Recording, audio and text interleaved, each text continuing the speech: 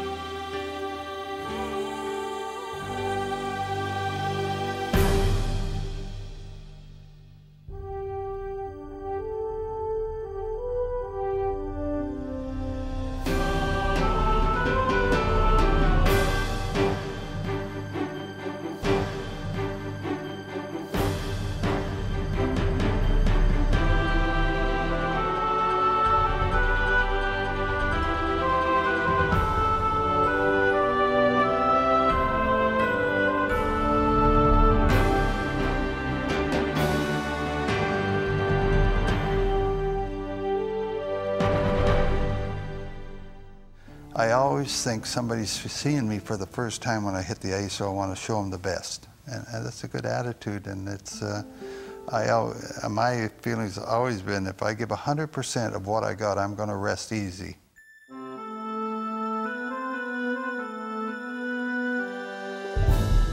Gordie Howe's Hall of Fame career was a personal journey that began on frozen streams on the Canadian prairie. Through an amazing 26 NHL seasons, size, skill, and an unmatched will to win made Gordie the most dominant player the game had ever seen. The icon of the Detroit Red Wings and a hero to hockey fans everywhere, Gordie Howe truly is Mr. Hockey. Gordie Howe was born March 31st, 1928 in Floral, Saskatchewan, and grew up in Saskatoon. The Depression brought tough times, and it was hardship that brought Gordie his first skates.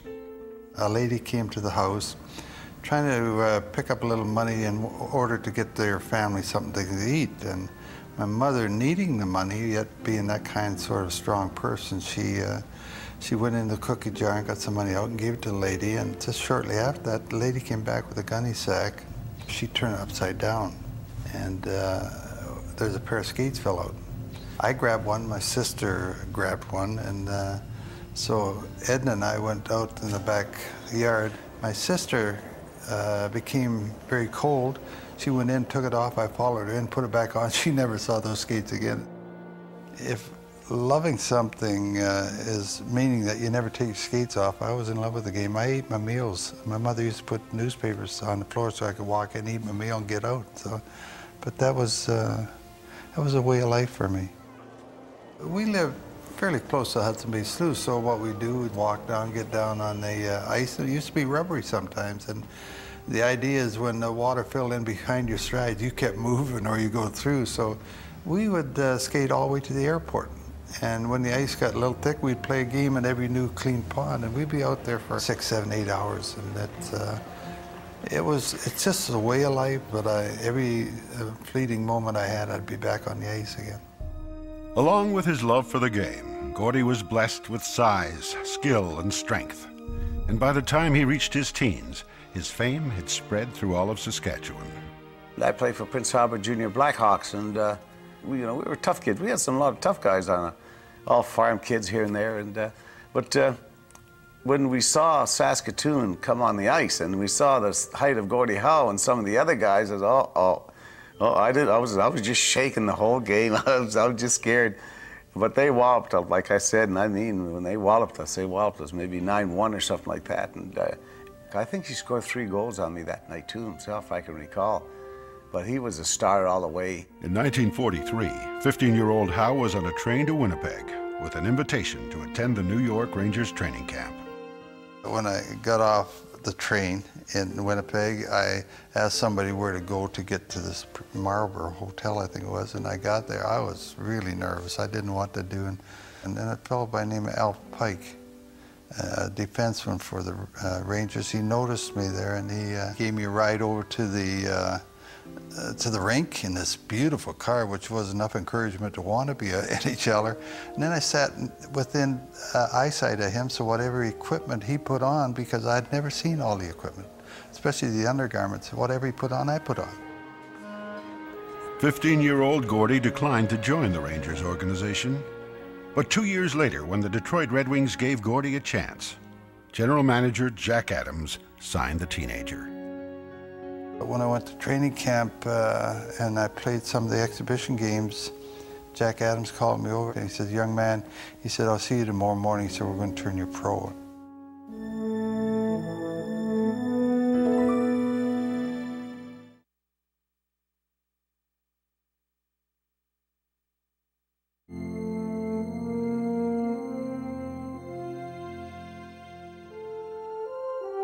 In 1945, Gordie Howe turned pro with the minor league Omaha Knights. In Omaha, Gordie quickly proved his worth, and the following season, the 18-year-old made his NHL debut as a member of the Detroit Red Wings. Here I am, I'm standing at center ice with all the team. At those days, everybody used to stand up at the line, they played national anthem, then you'd skate off. And then the coach would say, such a line will start. I'm standing at the blue line, not expecting to play, so I wasn't nervous at all whatsoever. I was just calm as a cookie, and then I went to the bench and he said, "Howe, Taylor, and Brown." I almost fainted. We're playing, and down comes this young guy. He's coming down right wing, and our captain was John Mariucci, 35 years old, a veteran of our team. He cuts him off, so I move out. I figured to myself, go ahead and shoot. I've got you right now where I want you. You know what he did? He switched hands on me. He went from right to left, which gave him about an extra 3 feet to shoot. Bingo, the puck goes past me into the net. As he circled the net, I turned around, I watched him the whole way. I looked at him skate back over to their bench where they're all slapping him on the back. And I turned to Mariucci, I said, "Who was that guy?" He said, "Some kid they just brought up." Guess who it was? Gordie Howe. I was 17, and that's the number they gave me. And 9 was open, so the number 9 sweater was there, and our trainer came to me and he said, "Would you like 9? I said, "No, thanks. I'm very happy with 17. And he said, "It'll give you a lower berth." And for those people who don't know, we used to travel by trains, and whoever had the low number slept in the lower berth, so I didn't have to climb up. So I said, "I'll take it." That's how I ended up with it. Gordie had the perfect physique for hockey. He had those big, broad, sloping shoulders, the narrow waist, the big legs. That meant he had a booming shot. He could take the rough going. In fact, I think he relished the rough going. I think he liked the challenge of somebody trying to take him out and him being able to respond by knocking the guy flat in his backside. The game used to be played that way, and I enjoyed it. The sign over the door when you leave the dressing room in Detroit said, "We supply everything but guts." And but nobody sent me out. I was the kind of guy that if somebody's in trouble, I was there, period. And Jack Adams finally called me up the room and he said, "Young man, you cannot score from the penalty box." He says, "I will not ask you to run away from a fight, but please don't go looking for it." So he put the gloves on, and thank God he did. Gordie Howe was soon known for more than his physical play. Joined by Ted Lindsay and Sid Abel, the trio became known as the production line, the most powerful forward combination of the day. Now, Gordie was a great hockey player and could do many things. He was very strong and powerful, and he and Lindsay were mates together, and they were inseparable, and they were that way on the ice. When Abel was the centerman between them, he was a senior guy, and he could kind of lay the law down a little bit to them, and they'd listen. A very big influence on both Gordie and I was our center, Sid Abel. Sid was a father image to us, and he was a tremendous asset to us. I was the one that had to be held down, Gordie was the one that had to be pumped up, but Sid was a very strong influence on us. I was very fortunate to meet up with Sid Abel. They put him at center between Ted and I, and we just automatically, Sid could read. He was a catalyst on the line. He would, if certain plays were not to his liking, he'd come and ask you, what did you do that for? I think he was teaching, and he meant a great deal to us. That line of Lindsay, Howe, and Abel, I do believe was probably one of the best of all time. They had everything going. Abel was big and strong in center. They had Lindsay, which was a tiger on that one wing, and Howe on the other wing, and you just shivered when they came out because you knew that you were in for a real battle. I guess the reason why we had success, everybody could shoot and score, everybody could carry the puck, and everybody's fully intent, if I had to hit somebody, I would do so. I didn't find a spot to hide behind somebody, and all three of us had that those particular ingredients, so nobody could concentrate on Ted Lindsay or Gordie Howe or Sid Abel. We all did it.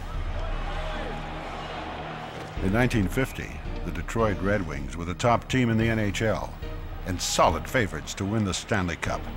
But during the first game of the playoffs, Gordie Howe suffered a serious head injury, and for the next 24 hours, his life hung in the balance. As the playoffs resumed, Detroit rose to the challenge, and 1 month later, Howe was able to join his teammates in a victory celebration.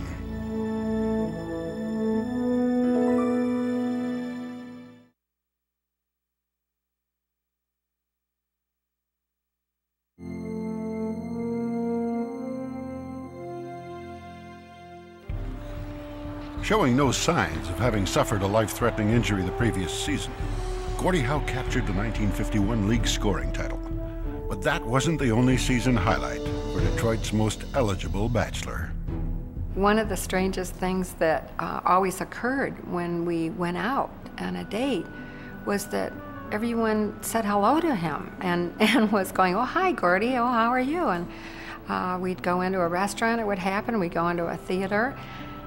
And I said, gee, you know so many people. I mean, I'm just amazed. And then I felt, of course, a little dumb after I realized, you know, and found out who he was. In April 1953, it became Mr. and Mrs. Hockey as Gordie and Colleen married. Personally and professionally, Gordie Howe was on top of his game as he reigned as league scoring champion for 4 consecutive seasons. Gordie almost looked like maybe he might be falling asleep out on the ice. That's how relaxed he was, you know. And he had a great gift that he could, if there was a stoppage of play, he could kneel down on the ice and recover very quickly. He had that gift. He could be on the ice so long. The stamina, the strength, this natural ability, to me, made him the players that he was. And I've always had, too, the feeling that he enjoyed playing the game so much. So if you put all those great ingredients together, that what make a superstar like he is. He's in a class by himself.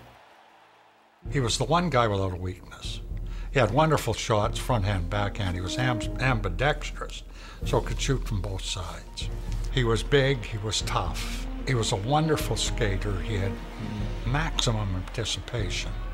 Gordie, in his whole career, never wasted a step. He could figure out where the puck was going, and he'd go there in the shortest distance. He was a great defensive player who knew how to play in his own end, and he was as tough as any man who ever played. He could kill penalty, pay the power play, regular shift. He used to carry the puck smooth. You know, very dangerous. He could shoot the puck. Strong player.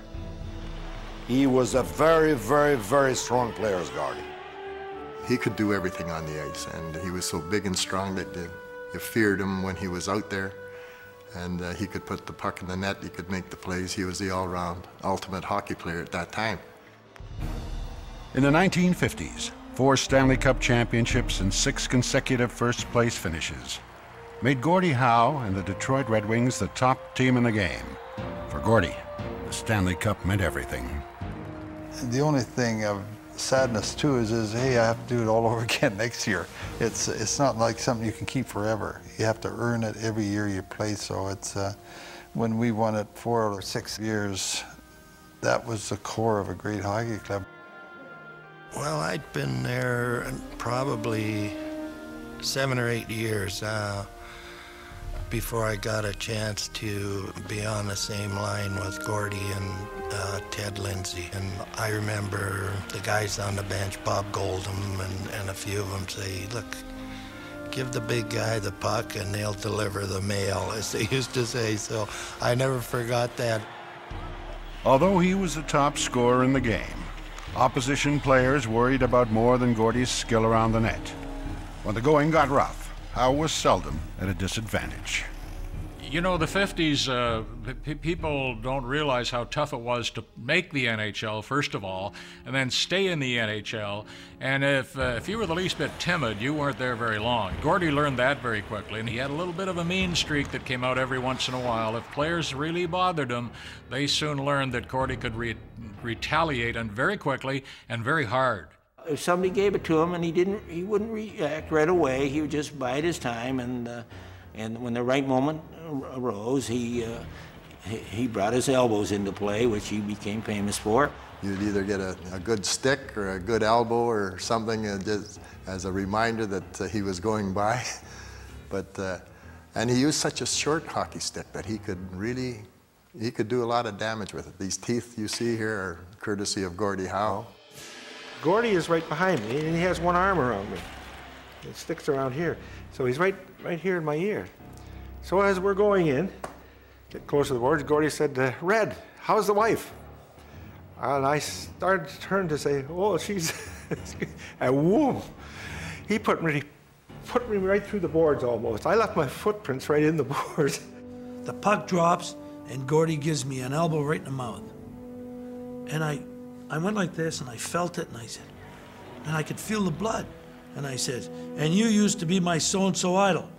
He looked back and he says, what you say? I said, oh, nothing, Mr. Howe, absolutely nothing. The first time that I played against Gordie, the puck got in a little mix-up, and I was fishing for it, and I got my stick under one of his skates, and I gave it a yank, and down he went. He kind of glared at me. I thought, oh man, I wanted to say, I'm sorry, Mr. Howe, I didn't mean it, but I didn't. But later on in the game, he stuck me in the middle of the chest with the blade of his stick, boy. Left a big welt across my chest. He had lots of room when I was out there. If you learn to play a little rough and shade the rules a little bit, sometimes you get a little more respect. And respect gives you a little more room. And you get a little more room to maneuver, then you're going to be a better hockey player. We played Detroit in Detroit around Christmas time. And they had a pack house in Detroit there. And right off the bat, they pass a puck to Gordie, and he comes down and scores a goal on me, and he says, he knew it was going in, he just said, Merry Christmas, John.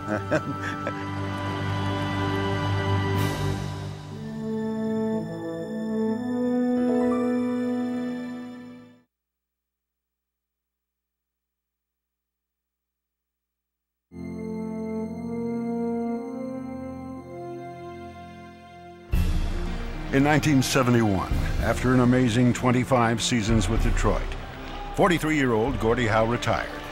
2 years later, the Houston Aeros of the newly formed World Hockey Association drafted Gordie's sons, Mark and Marty. Colleen Howe suggested a comeback. The smile on my face indicated that I loved the idea, so that was it. I went down and I had so much fun, and my God, I felt like a kid again. Gordie Howe came to the WHA where, you know, I couldn't believe a man who was 50 years old playing in the WHA. And to me, it was phenomenal to see a guy who had dominated the game so much in the National Hockey League, who was at that age, 50 years old, and be able to perform at the level he was performing. Playing alongside his sons, Gordie led Houston to 2 league championships. In 1977, Howe joined the New England Whalers. And in the 1979 WHA All-Star Game, 51-year-old Howe lined up alongside a 17-year-old rookie. I remember sitting there, I was petrified, I was so nervous, and I leaned over at Gordie, and I really believe he was almost sleeping. He kind of had his eyes closed, and he was just sitting there before the game, and I said, Gordie, I said, I'm scared to death. And he goes, so am I. I remember saying, oh yeah, right. I remember thinking, oh my goodness. So he goes, just win the face-off, dump it in my corner, and get to the front of the net. And I scored 9 seconds into the game, and I remember saying, my gosh, this guy, does he ever end? In the fall of 1979, Gordie was back in the NHL with the Hartford Whalers. When it came time to name the roster for the All-Star Game, there was one player every fan wanted to see. One of the most thoughtful things for Gordie Howe was when Scotty Bowman invited me to the 1980 All-Star Game, which was held in Detroit. There was a standing ovation. It seemed like it was for 3 days. And I was nervous. I had a shot. I must have missed the net by 30 feet. I was so nervous. None of the things were functioning properly, and even the guys were laughing at me. And then the puck came out in front of the net, and I shot, and the goaltender made a save, and the guy checked me. He said, "Oh, I'd love to see you score." It was the funniest thing I ever went through, because the opposition was cheering for me to score goals.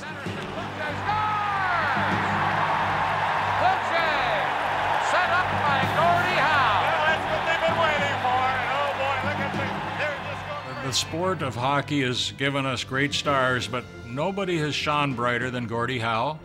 I interviewed Gordie on CBS back in 1960, and I said, Gordie, how much longer can you play this game? And he said, Brian, I'd really like to get in 20 years, but I'm not sure I can do it. And I thought of that later because he was still playing at age 51, 52 years of age, and nobody will ever do that again. He's the greatest hockey player that took him many years to earn that, but he's the greatest hockey player that I have ever seen. I have a lot of admiration for him. A lot of people to this day wonder about who's the greatest hockey player in the world. I always pointed my finger at Gordie Howe. In 1980, 52-year-old Gordie Howe retired as the game's all-time leading scorer. Mr. Hockey captured 4 Stanley Cups, 6 scoring titles, was league MVP 6 times, and earned All-Star honors 21 times. But for all his success, Gordie is quick to credit Mrs. Hockey, his wife Colleen. The reason why I lasted so long in the game of hockey is attributed to her, because when I left home, I know the kids were in good hands. She was so capable of doing everything. So I went with the mind clear to think about the game of hockey, and I think that leads to a lot of success.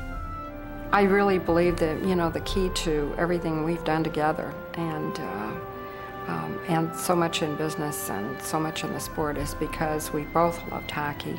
So we loved the sport and we loved each other.